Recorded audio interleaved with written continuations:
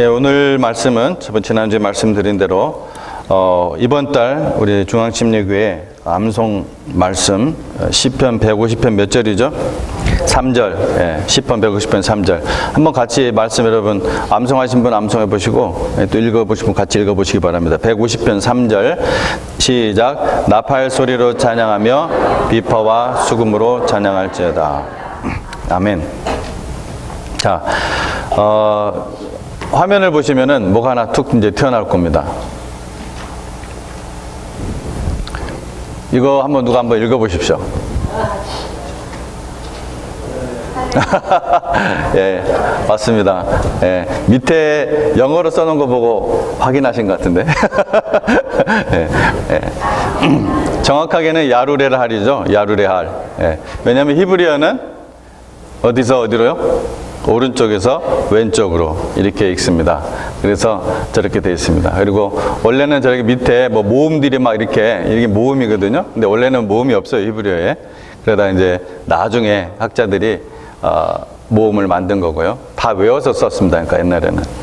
저게 이제 할렐루야, 할렐루야입니다. 저기 할렐루야. 오늘 설교의 제목입니다. 할렐루야. 그래서 오늘 그 시편 150편 우리가 함께 볼 텐데, 우리 인간의 삶과 관계된, 다양한 경험을 노래하는 이 총 몇 편이죠? 시편이? 150편. 예. 오늘 마지막 편 읽었죠? 이 총 150편의 시들은 한 가지 공통점이 있습니다. 그래서 150편의 시편이 모두 하나님께 드리는 찬양으로 되어 있다는 것이죠. 뭐라고요? 하나님께 드리는 찬양으로 되어 있어요. 특히 이 마지막 5편, 150편 중에서 마지막 5편이니까 146, 147, 148, 149, 150. 이 5개의 이 시편은 각각 할렐루야라는 히브리어로 시작해서 또 할렐루야라는 히브리어로 끝납니다. 그래서 각각의 시편의 주제가 찬양이긴 하지만 이 마치 위대한 교향곡의 클라이맥스에 점점 이렇게 오르는 거 있죠? 그 크레센도 같은, 예, 뒤로 갈수록 막 점점 웅장해지고 소리가 커지는 그러한 모습으로 시편을 이렇게 구성을 해놨습니다. 그래서 마지막 시편이 다가옴에 따라 이 지휘자가 오케스트라의 그 각종 악기들을 총동원을 해가지고 마지막 그 웅장한 그 피날레를 만드는 그러한 연주 같은 그러한 모습입니다. 지금 마지막 시편인 오늘 시편 150편은 클라이맥스라는 것입니다. 찬양아, 할랄 이런 의미에 있어서 이 6절밖에 안 되는 짧은 구절에서 할렐루야가 총 13번이 나옵니다. 우리나라 성경은 이제 12번으로 되어 있는데 이제 히브리어로 된 원래 성경에는 이제 13번이 되어 있습니다. 그래서 각 구절에 2번씩 나오고 제일 첫 번째 1절에는 이제 3번이 되어 있어요. 제목처럼 이렇게 되어 있어서 13번이 이렇게 나옵니다. 그러니까 할렐루야 뜻이 뭐죠, 참? 할렐루야. 하나님을 찬양하라. 네, 하나님을 찬양하라 라는 명령어입니다. 하나님을 찬양하라. 그러니까 찬양하라는 것을 명령하는 거예요. 할렐루야는 명령하는 거예요. 우리 가운데 얼마나 많은 사람들이 하나님을 찬양하는 것은 나의 삶의 특징입니다 라고 고백할 수 있는지 궁금합니다. 그 고백을 나는 하나님을 찬양하는 삶이 나의 삶의 특징입니다 라고 그 고백을 할 수 없는 정도가 하나님께서 나의 삶의 중심이 되지 못하는 정도라고 할 수가 있습니다. 목사님 저는 노래를 못해서 그래요. 저는 노래를 못해서 찬양을 못 부르는데요 라고 반문하실지 모르겠는데 그래서 오늘 설교를 잘 들으실 필요가 있습니다. 그러면 여러분 오늘 할렐루야를 아주 잘할 수 있습니다. 오늘부터. 혹시 그렇게 생각하셨다면 찬양에 대해서 한 가지 우리가 또 기억할 것은 뭐냐면은 우리는 이거 굉장히 중요합니다. 찬양 자체에 중심을 두는 것이 아닙니다. 어디에 중심을 두는 거예요? 하나님께 중심을 두는 거예요. 하나님 중심의 삶을 사는 사람이 찬양 중심의 찬양을 부르는 찬양이 넘치는 그런 삶을 살 수가 있다는 것입니다. 자, 먼저 노래를 못 부르는 그리스도인들은 하나님을 찬양하는 것은 나의 삶의 특징입니다. 노래를 못 부르더라도 그렇게 고백할 수 있어야 된다고 한 이유를 우리가 살펴보도록 하겠습니다.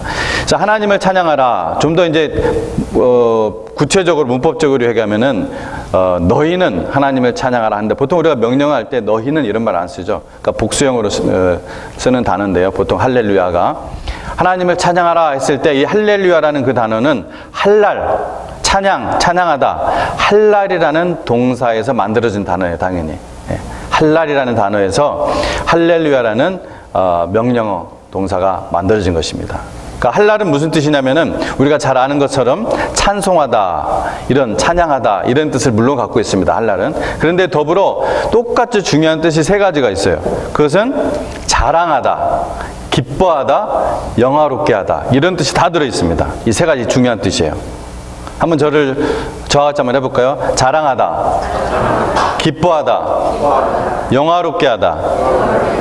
예, 여러분 벌써 다 배웠어요. 그러니까 할랄이라는 단어에는 찬송하다라는 일반적인 그런 뜻이 있지만 우리가 자꾸 이제 망각하기 쉬우는 것이 히브리 사람들은 할렐루야 혹은 할랄 하면은 이것을 종합적으로 다 알고 있어요. 그러니까 자랑하다, 기뻐하다, 영화롭게 하다 이런 의미로 할랄, 할렐루야 이렇게 쓴단 말이에요. 그러니까 그 뜻을 우리가 정확하게 아는 것이 중요하겠죠. 그러므로 우리가 할렐루야라고 하면 단순히 입술의 노래로서 하나님을 찬송하는 것이 아니라는 거예요. 우리의 입술로 또 삶으로 여호와 하나님을 또한 자랑하고 또 여호와 하나님을 기뻐하고 또 우리의 삶으로 우리의 또 여러 가지 간증으로 우리의 어떤 증거하는 삶으로 여호와 하나님의 이름을 영화롭게 하는 것. 이것이 할랄의 의미예요. 이것이 할렐루야 이렇게 하라는 거예요. 자랑하라, 기뻐하라, 영화롭게 하라, 찬송하라는 의미뿐만 아니라 이런 의미가 다 들어있다는 것입니다. 그래서 우리 성도님들이 할렐루야라고 말하면 내가 하나님을 자랑하고 내가 하나님을 기뻐하고 내가 하나님의 이름을 영화롭게 하겠습니다 라는 그러한 결단이 있고 또한 그러한 헌신이 있는 그러한 의미인 것입니다. 그래서 여러분 할렐루야 할 수 있죠. 그렇죠? 언제든 삶의 중심에 그렇게 할 수 있다는 거예요. 그러므로 하나님을 찬양하는 것은 나의 삶의 특징입니다 라고 고백하는 것은 노래를 잘 부르든 못 부르든 혹은 노래를 부르는 것이 나의 습관이 있든 없든 모든 성도들의, 만약 그 사람이 성도라면 하나님의 구원받은 거룩한 백성이라면은 모든 성도들의 마땅한 목표가 되어야 될 고백입니다. 아멘. 아멘입니다. 이건 뭐 무조건 아멘이에요.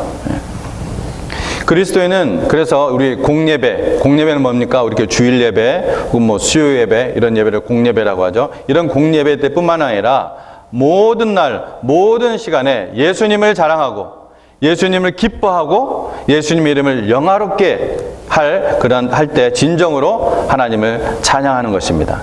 그냥 주일날 단지 우리가 이런 데 모여서 노래로 찬송을 부르고 혹은 찬양대가 그냥 찬송 부르고 하는 그런 것은 이 할렐루야, 할랄의 극히 일부입니다. 아주 극히 일부예요. 오늘 시편 150편에서는 찬양의 노래를 들었는데 사람의 목소리로만 사용하지 않고 우리가 읽은 대로 각종 악기가 함께 동원되고 있는 것을 우리가 볼 수가 있습니다. 그래서 실제로 이스라엘 백성은 아주 오래전부터 하나님을 찬양할 때 목소리로만 찬양하지 않고 이러한 악기들을 동원해서 하나님을 찬양했습니다. 그만큼 이스라엘은 예배 때 하나님 예배에서 그 찬양을 드리는 것 그리고 악기를 동원한 찬양을 중요하게 생각을 했습니다. 시편 이 150편은 우리에게 찬양에 관한 4가지 질문에 대해서 답을 제공하고 있습니다. 첫 번째 질문은 어디에서 찬양하는 것인가? 첫 번째 질문이 뭐라고요?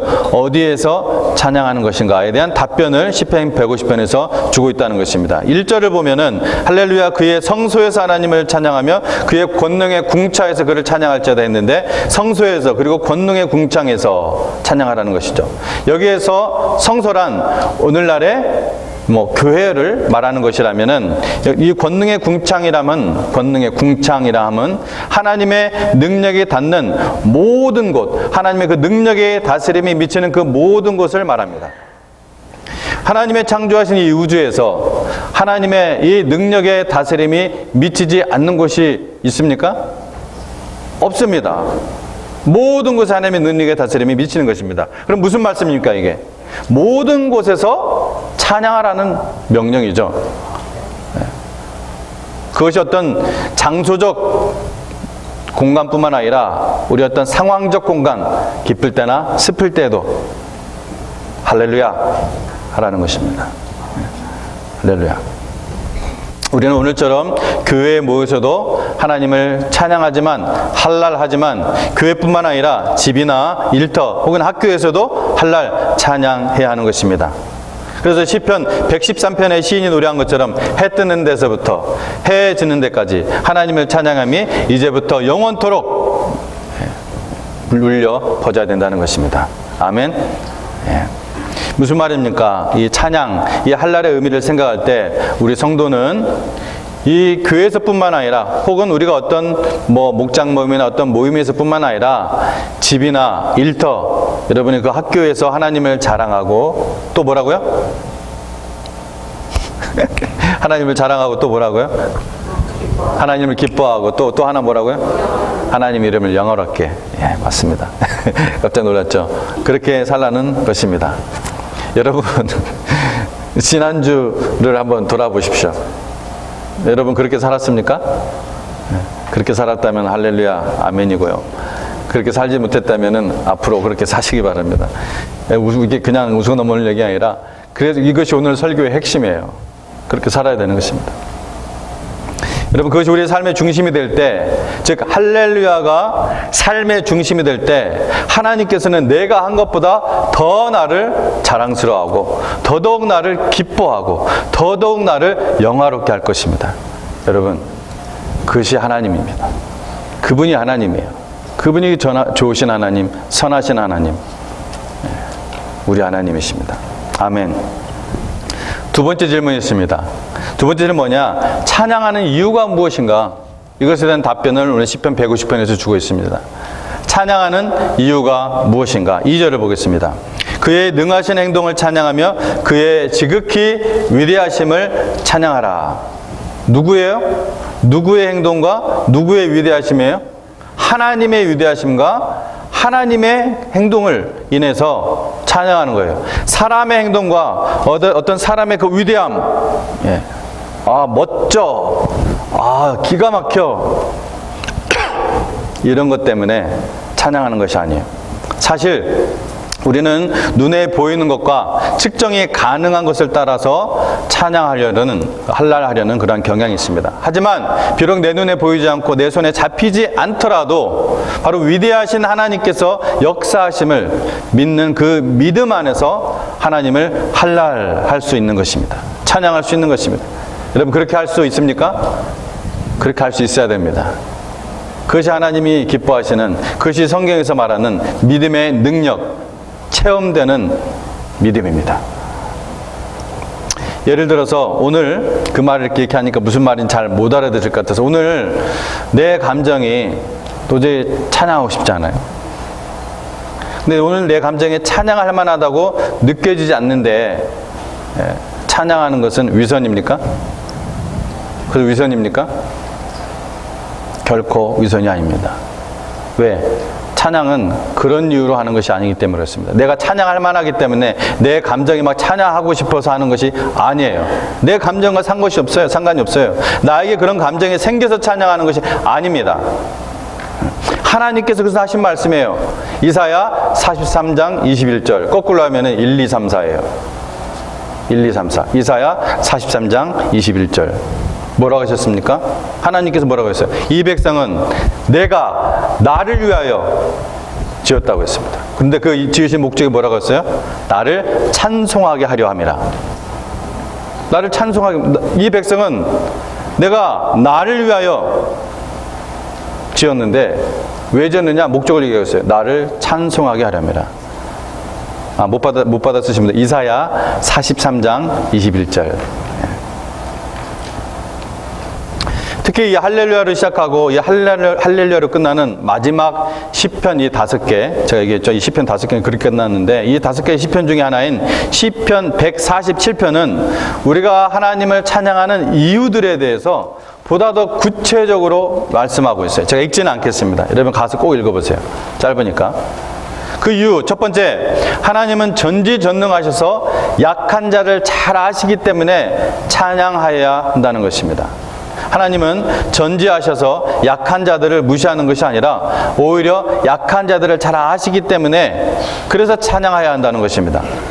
별들의 수요를 헤아리시고 또 그 하나하나에 이름을 붙여주시듯이 우리 이름을 여러분 하나하나 아시기 때문에 여러분의 이름을 여러분 살면서 여러분의 이름을 호명을 몇 번이나 경험하십니까? 누가 여러분 불러주는 거. 근데 하나님께서는 여러분을 매일같이 부르세요. 민정아. 죄송합니다. 반말을 써서. 이렇게. 오늘 하는 말씀 너무 열심히 받아 적길래 제가 자꾸 눈이 가가지고. 예. 맞습니다. 예. 그렇게 하나님이 일일이 우리 이름들을 아시고, 일일이 아세요, 하나님. 마치 이 지구상에 나 혼자만 있는 것처럼 그렇게 하세요. 왜 그럴 수 있을까? 이거는 그냥 극단적인 표현이 아니라고 했죠. 왜 그러세요? 하나님은 무한하신 하나님이시기 때문에 그렇습니다. 우리가 1000억 명이 있어도 100조가 있어도 하나님은 그 한 사람 한 사람 무한하게 마치 나 한 사람만 있는 것처럼 이 지구상에 나 혼자만을 구원하시기 위해서 오신 것처럼 그렇게 나를 잘 아시고 나를 사랑하신다는 것이죠. 이게 하나님이에요. 그런 하나님이에요. 그분이 우리 아버지라는 겁니다. 이 세상에는 하나님의 도움이 필요 없을 정도로 마음이 강하고 아프지 않은 사람은 없습니다. 하나님의 도움이 필요 없을 정도로 깨끗하고 강한 사람도 없습니다. 모두 상처 있는 사람들입니다. 인간은 선한 중에 가끔 죄를 짓는 그런 존재가 아닙니다. 하는 짓마다 죄입니다. 그러다가 가끔씩 어쩌다 한 번씩 선한 짓을 하는 것이 인간입니다. 그런 존재예요. 주님은 마음이 상하시고 아픈 사람을 찾으신다고 했습니다. 죄로 인해 상한 사람들을 찾으시고 병으로 상한 사람을 찾으시는 분이 바로 주님이십니다. 아버지가 마음이 상한 탕자를 기다리고 또 찾으셨듯이 예수님이 병자들을 외면한 적이 없으십니다. 여러분, 사막의 교부들이라는 것은 2세기 이후에 예수님 부활 승천하신 후 약 200년 뒤에 있었던 그 신학자들이에요. 우리가 교부라고 부릅니다. 이 사막의 교부들은 자기들이 병의 고침을 받았을 때 참 놀라운 고백을 했어요. 항상 뭐라고 했냐면은 그 기록들을 보면은 왜 주님은 내가 은혜를 받을 기회를 거두어 가십니까? 병을 고쳐주셨는데 병을 고쳐주시니까 내가 은혜 받을, 그게 질병에 걸려있는 동안이 내가 하나님의 은혜를 받는 그 기간인데 오히려 그렇게 생각했다는 거예요. 왜 내가 은혜를 받을 기회를 거두어 가십니까? 이렇게 기도했다고요. 우리는 연약한 자를 찾으시는 이러한 주님을 찬양해야 되는 것입니다. 찬양할 이유예요. 두 번째 이유는 뭐냐? 주님은 자연을 통제하시는 분이시기 때문에 찬양해야 됩니다. 제가 지금 어떤 주제별로 뽑아서 하는 것이 아니라 시편 어디에 나오는 거라고 얘기해요? 147편에 나오는 겁니다. 주님은 자연을 통제하시는 분이기 때문에 찬양해야 됩니다. 주님은 하늘을 구름으로 덮으시고 땅에 내릴 비를 준비하시고 산에 풀이 돋아나게 하시고 들짐승과 또 우는 까마귀 새끼에게 먹이를 주시는 분입니다. 하나님 만약 그렇게 하시지 않으면 다 죽어요. 다 죽어요. 그렇기 때문에 우리는 찬양해야 돼요. 하나님께서 이 모든 것들을 홀드하고 계시는 그 하나님이기 때문에 찬양해야 됩니다. 예수님도 말씀하셨죠. 하늘나는 새를 보라. 들에 핀 백합화를 보라. 하나님이 먹이시고 입히신다. 들짐승과 까마귀 또 이 참새 한 마리 백합화 어느 것 하나도 하나님의 그 손길과 관계없는 것이 없다는 것입니다. 모두 우리가 심판받아 마땅하고 모두 땅의 지진과 또 하늘의 홍수와 온갖 바이러스와 요즘 코로나 바이러스 막 유명한데 온갖 바이러스와 온갖 온역이 창궐해서 심판받아 마땅한 죄인들이에요. 우리는. 그렇지만 그나마 하나님께서 그 하나님의 긍휼하심으로 붙잡고 계시기 때문에 우리가 살아가는 것입니다. 왜 그렇습니까? 믿음으로 나와 구원받을 기회를 끝까지 주고 계시는 것입니다. 그러나 그때는 하나님의 마지막 최후의 심판의 때는 바로 우리 코앞에 나와 있습니다. 다가와 있습니다. 하나님은 만유를 통치하시고 만유 안에 계십니다. 이것을 볼 수 있는 사람은 믿음이 큰 사람입니다. 세 번째, 주님은 우리의 외모와 능력에는 관심이 없으시기 때문에 찬양해야 됩니다. 인간이 좋아하시는 것은 외모와 능력입니다. 입학생을 뽑든지 회사원을 뽑든지 아니면 배우자를 선택하든지 인간이 보는 것은 그 사람의 외모와 또한 능력입니다. 그 실력이에요. 그런데 이 외모와 실력은 다분히 타고나는 것이 많아요. 그러나 여러분, 하나님은 다릅니다. 전혀 다릅니다. 인간의 그 외모와 그 능력에는 별로 관심이 없으십니다. 주님은 힘센 준말을 좋아하지 않으신다. 여러분, 지금 시편 140편에 다 나오는 말씀들이에요. 힘센 준말을 좋아하지 않으시고 빨리 달리는 힘센 다리를 가진 사람도 반기지 아니하십니다. 주님은 오직 하나님을 경외하는 사람과 하나님의 한결같은 그 사랑을 기다리는 사람을 좋아하십니다. 하나님은 외모로 사람을 취하지 않으시고 주님을 두려워하는 사람, 주님의 인자를 소망하는 사람을 기뻐하심으로 우리가 주님을 찬양해야 된다는 것입니다. 그것이 우리의 찬양의 이유입니다. 우리가 찬양할 가장 중요한 이유가 또 있습니다. 주님은 우리에게 말씀을 맡기셨다고 했습니다. 우리에게 말씀을 맡기시 때문입니다. 우리가 주님의 계명을 받았다는 거예요. 바로 우리는 그리스도를, 말씀 대신 그리스도를 받았습니다. 이것이 바로 우리가 주님을 찬양해야 될 이유가 되는 것입니다. 세 번째 질문은 무엇을 가지고 찬양하는 거입니다. 3절에서 5절을 보면은 여러 악기가 나옵니다. 나팔, 비파, 수금, 소고, 현악기, 퉁소, 뭐 여러 개 나와요. 나팔과 퉁소는 뭐예요? 현악기입니까? 관악기입니까? 제가 여러분의 주의를 상기시키기 위해서 너무나 쉬운 질문들을 하는데도 답을 못하고 있는 것은, 뭔 말인가 하고 있는 것은 주의를 집중하세요. 자, 나팔, 퉁소, 관악기예요? 현악기예요? 네, 관악기죠? 관악기. 현악기라고 하는 분 있어요? 또 비파와 수금은 관악기예요? 현악기예요? 현악기죠. 또 여기 지금 어떤 악기가 나와요? 지금 소금, 소고, 네. 소고 혹은 뭐 재금 이런 것들은 타악기죠. 그러니까 관악기, 현악기, 타악기 다 사용했어요. 무엇을 가지고 찬양하는가? 모든 악기를 가지고 하나님을 찬양을 했습니다. 모든 악기가 다 하나님을 찬양하는 데 동원되고 있어요. 물론 우리의 몸이 하나님을 찬양하는 것은 더욱 당연한 일이 될 것입니다. 문제는 그런 모든 악기들이, 여기서부터 잘 들으세요, 다 사용돼야 돼요. 근데 문제는 그런 모든 악기들이 하나님께 드리는 이 공예배 때 사용될 때, 예배 때, 어떤 펠로십이나 어떤 이벤트가 아니에요. 이런 예배 때 사용될 때 인간의 감정을 지나치게 흥분시키고 엔터테인먼트가 되는 연주가 되어서는 안 된다는 거예요. 그러므로 모든 악기들을 사용할 수 있지만, 또 사용해야 되지만, 특히 우리의 감정을 흥분시키기 쉬운 타악기나 일렉트릭 악기를 사용할 때는 매우 신중을 기해서 연주할 수 있어야 됩니다. 제가 드럼이 있음에도 불구하고 그렇게 신중을 기해서 영적으로 성숙한 그런 사람이 나오기를 기다리고 있는 거예요. 함부로 못 치게. 제가 달라스에서도 그랬어요. 악기들이, 좋은 악기들이 있었는데 안 썼습니다. 제가 이것을 처음에 쓰다가 나중에 제가 너무너무 하나님 앞에서 부담이 돼서 중단시켰어요. 교회들이 부흥회나 혹은 찬양 예배를 드릴 때, 혹은 뭐 경배와 찬양이라고 많이 하죠. 혹은 뭐 VBS, 심지어 VBS도 제가 가봤어요.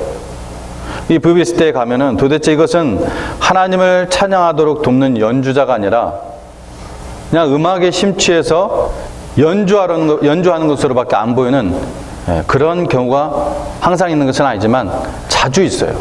아주 자주 봤어요. 여름엔 7, 8번.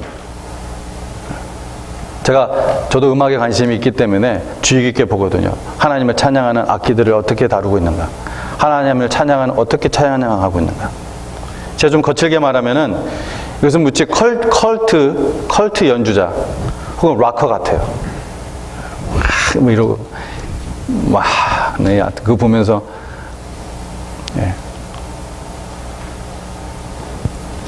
그러면 그런 악기들을 연주하는 사람일수록 하나님께 다 가야 할 그 모든 관심과 혹은 어떤 마음이 어떤 현란한 연주를 하는 그 연주자에게 나누어지지 않도록 신앙적으로 매우 성숙해야 돼요. 오직 모든 관심이 하나님께 가도록 돕는 것들인데, 그런 것들이 찬양하도록 해야 되는데, 이게 그 사람한테 다 관심이 가는 거예요. 아주 현란하게 막 기타를 치더라도 막 그냥 막 현란하게 치는 거예요. 특히 일렉트릭은 막 우리 귀에 막 가슴에 저런 또 타악기는 쿵쿵 우리 안에 울리잖아요. 엇박자를 치면 또 우리 숨이 또 가빠지잖아요. 또 그죠? 흥분시키는 거죠. 이게 컬트 음악의 특징이에요. 여러분 할렐루야에서 야가 뭔지 아세요? 야 할렐루야. 아까 할랄에서 할렐루야가 나왔다고 했잖아요. 그럼 야는 뭘까요? 그러니까 사실 저기 아까 살짝 나왔었어요. 야는 여호와의 준말입니다. 야. 그러니까 우리가 함부로 야 하면 안 돼요. 야는 여호와의 준말이에요. 그러니까 여호와를 찬양하라는 거예요. 누구를 찬양하라? 여호와를 찬양하라. 찬양의 대상은 내가 아니에요. 사람이 아니에요. 영광받을 대상, 기뻐할 대상 사람이 아니에요. 이 예배 때의 중심은 오직 하나님께 다가 있어야 돼요. 0.1%도 사람한테 가면 안 돼요. 그러니까 우리가 얼마나 각별히 우리가 주의를 해야 되니까. 오직 하나님이 받아야 될 찬양을 가로채려고 했던 자가 누구예요? 오직 하나님만 받아야 될 그 찬양을 가로채려고 했던 아주 지극히 지혜로운 천사장이 있었어요. 누구예요? 그게 바로 마귀예요. 사탄. 성경에는 그 용어는 안 나오지만 라틴어 성경에는 루시엘로 나오는데 루시퍼.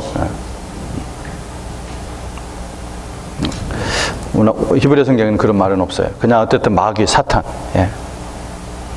이게 하나님께서 오직 받아야 될 그 영광과 찬양을 자기가 가르치려고 한 거예요. 그 자리에 앉아서.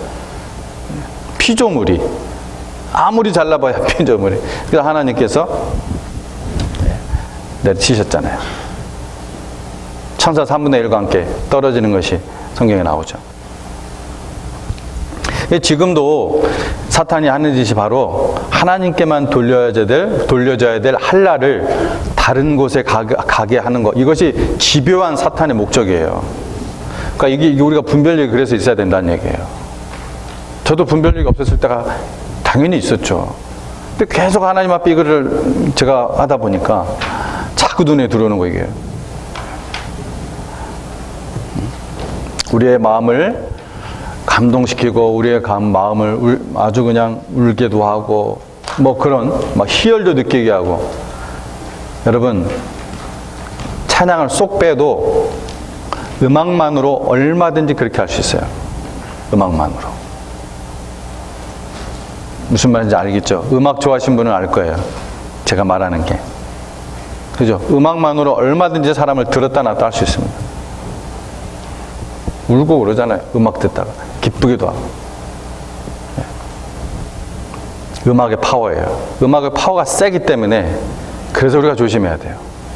어디 자꾸 딴 데로 가는데. 자, 우리가 이런 것을 생각할 때 소리나 몸짓으로 관심을 확 끌 수 있는 연주자들은 성령 충만해서 이런 것을 분별하고 통제할 줄 아는 그런 능력이 더더욱 필요하다는 것입니다.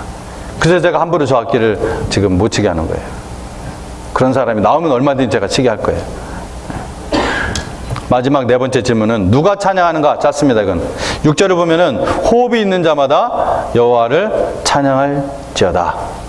호흡이 있는 자마다. 여러분 살았는지 죽었는지는 무엇으로 판가름합니까? 호흡으로 판가름하죠. 여러분 지금 한 5분만 호흡을 안 해보세요. 다 실려 나갈 겁니다. 영혼도 마찬가지입니다. 그 영혼이 살았는지 죽었는지는 그 호흡을 따라 나오는 찬양, 할랄 이것에 따라 판가름됩니다. 하나님의 영광, 하나님의 이름, 하나님의 권능, 하나님의 전지전능하심, 하나님의 섭리하심, 하나님의 관심, 하나님의 보호하심. 우리의 의무는 바로 이런 하나님을 찬양, 할랄하는 것입니다. 그 영혼이 죽었으면은 여러분 이런 찬양의 삶이 사라지지 않습니다. 우리의 입술과 우리의 손과 발, 우리의 몸, 우리가 가진 모든 유형 무형의 재능을 동원해서 평생토록 하나님을 찬양하기를 그치지 않는 우리의 모든 삶이 되기를 바랍니다. 여러분 오늘도 내일도 평생 하나님을 자랑하십시오. 그 다음 뭐라고요? 하나님을 기뻐하십시오. 그 다음 뭐라고요? 하나님의 이름을 영화롭게 하십시오. 하나님은 여러분을 더더욱 자랑하실 것이고, 하나님은 여러분을 더더욱 기뻐하실 것이고, 하나님은 더더욱 여러분의 삶을 영화롭게 하실 것입니다. 그것이 바로 신령과 진정으로 드리는 모든 영역에서의 예배인 것입니다. 할렐루야. 아멘. 기도하겠습니다.